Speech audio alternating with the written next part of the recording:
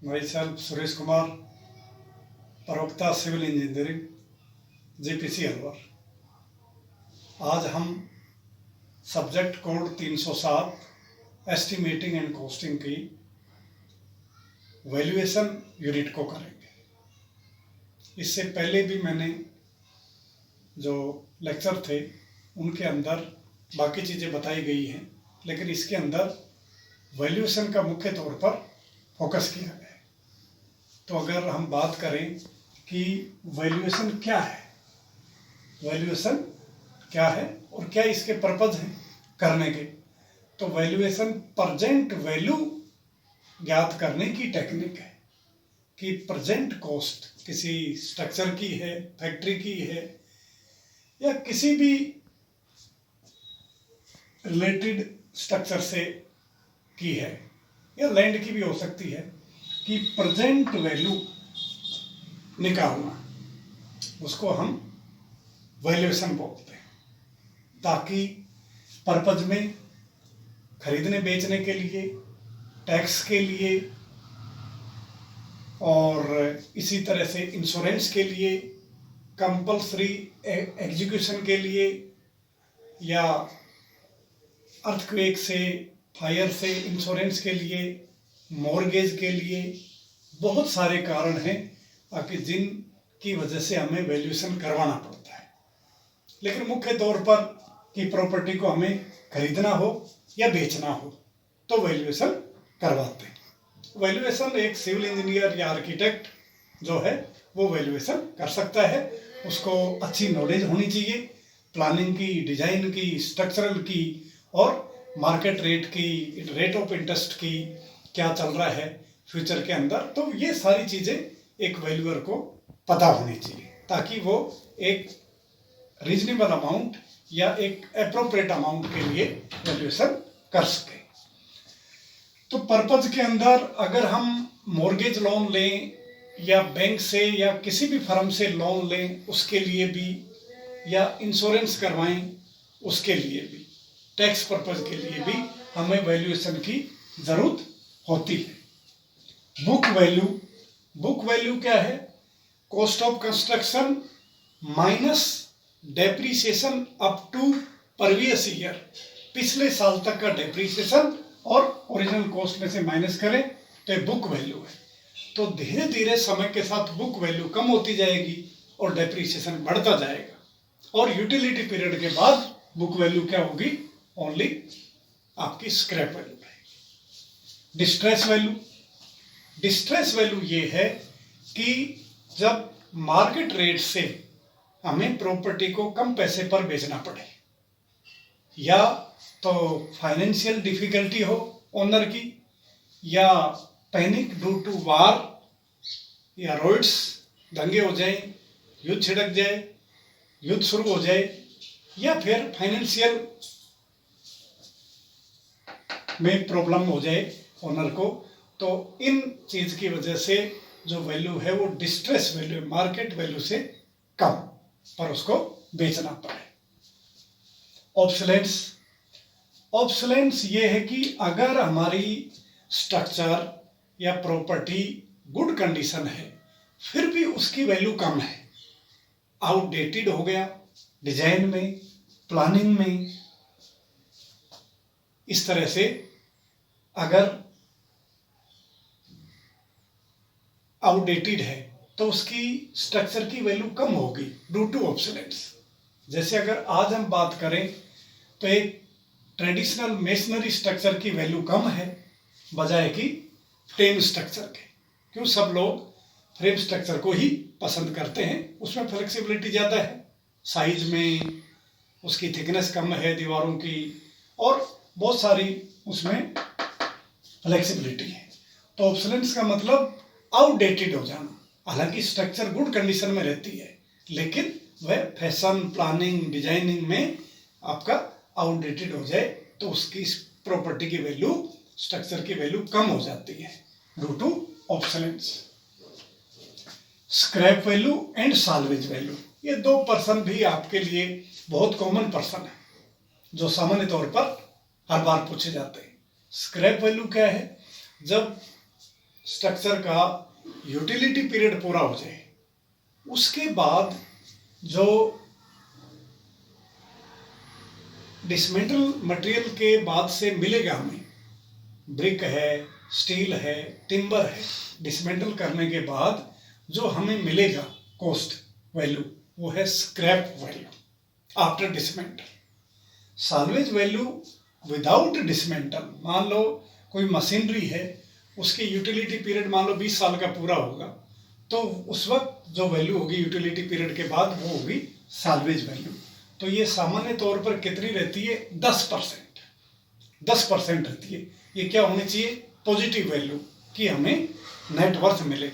लेकिन कई बार क्या होता है, ये जीरो भी हो सकती है और इवन माइनस भी हो सकती है। अगर हमें डिसमेंटल करने में ही जितना उसकी मिलना था उस मटेरियल से, उससे ज़्यादा पैसे लग गए तो माइनस में चलेगी। सपोज करो कोई ब्रिज है आरसीसी का, उसको डिसमेंटल कर रहे हैं तो उसकी कॉस्ट ज़्यादा होगी और उससे हमें मिला कुछ नहीं होगा। तो इस तरह से ये, लेकिन फिर भी सामान्य तौर पर एक रीजनेबल अमाउंट 10% कंसिडर करते हैं और 90% डेप्रिसिएशन में चला जाता है। नेट इनकम, नेट इनकम क्या है? Gross income minus outgoing.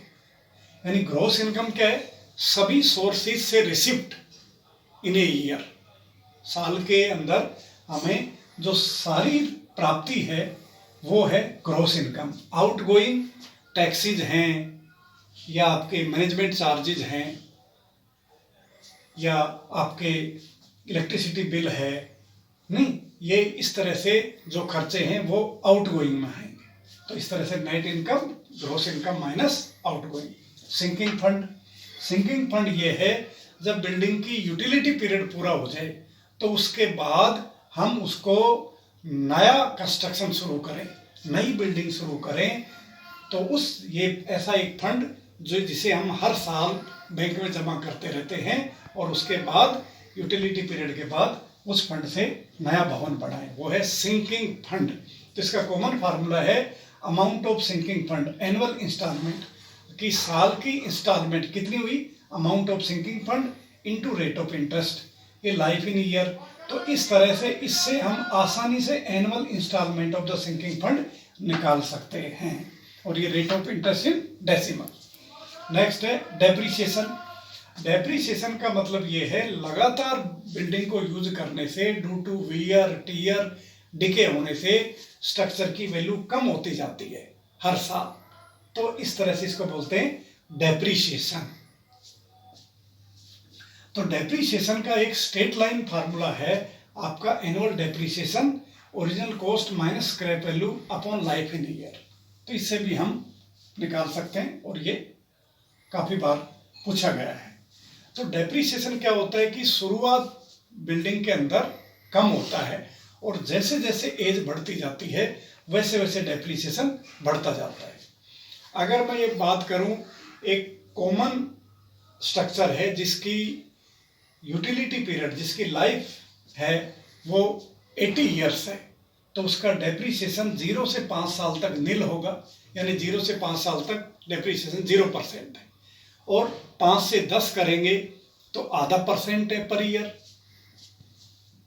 अगर 10 से 20 करें 0.75% है पर ईयर। 20 से 40 करें 1% है पर ईयर और 40 से 80 करें 1.5% है पर ईयर। तो इस तरह से ये डाटा याद रखना। और 0 से 5 ईयर का नील है, 0% है डेप्रिसिएशन।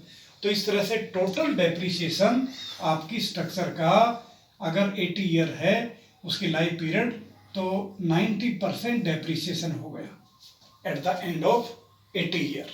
और जो बाकी का जो 10% रहा वो जैसे मैंने आपको बताया स्क्रैप वैल्यू हो गई। तो इस तरह से ये आपका है डेप्रिसिएशन। नेक्स्ट है NIT for e tender, tender notice या नोटिस इनवाइटिंग टेंडर। पहले ऑफलाइन ही टेंडर यूज होते थे, आजकल टेंडर यूज हो रहे हैं ई टेंडरिंग, इलेक्ट्रॉनिक टेंडरिंग। तो उसके अंदर क्या होता है, विभागीय वेबसाइट पर NIT डालते हैं जो भी काम करवाना है। तो इसके अंदर क्या क्या चीज़ें शामिल हों वो आपको देखना है कि एग्जीक्यूटिव इंजीनियर, अधिशासी अभियंता, डिवीजन का नाम होगा पीडब्ल्यूडी, पब्लिक वर्क्स डिपार्टमेंट, आगे जिस भी डिवीजन का नाम है उसका होगा डिवीजन नंबर और डिवीजन का नाम on behalf of the executive engineer. NIT number, NIT का नंबर कितना है, नेम ऑफ द वर्क, कार्य का नाम, बाउंड्री वॉल है, बिल्डिंग है, सेप्टिक टैंक है या कोई भी आपकी है तो name of the work. Estimated cost की एस्टिमेटेड कॉस्ट कितनी है, अर्नेस्ट मनी जिसको कि हम 2% लेते हैं, एस्टिमेटेड कॉस्ट का कितना लेते हैं 2%, तो ये धरोहर राशि है तो ये आपको उसमें मेंशन रहती है। Time of completion, time of completion मान लो 3 मंथ है, 6 मंथ है, इस तरह से टाइम ऑफ कंप्लीशन होगा इसके अंदर। और last date and time for submitting bid, यानी लास्ट डेट और समय कि बिड सबमिट करने का ये भी उसके अंदर होना चाहिए। तो ये मुख्य तौर से ई टेंडरिंग में ये एनआईटी के अंदर है और इसकी डिटेल शर्तें और कंडीशन जो डिपार्टमेंट की वेबसाइट है उससे देख सकते हैं। तो इसको बोलते हैं ई टेंडरिंग। तो मुख्य तौर पर टेंडरिंग में 2 पार्ट होते हैं, एनवलप 1 एंड एनवलप 2। एनवलप 1 के अंदर क्या है, टेक्निकल स्पेसिफिकेशन, और एनवलप 2 के अंदर होता है फाइनेंशियल, वित्तीय निविदा, जिसकी रेट कोट की है।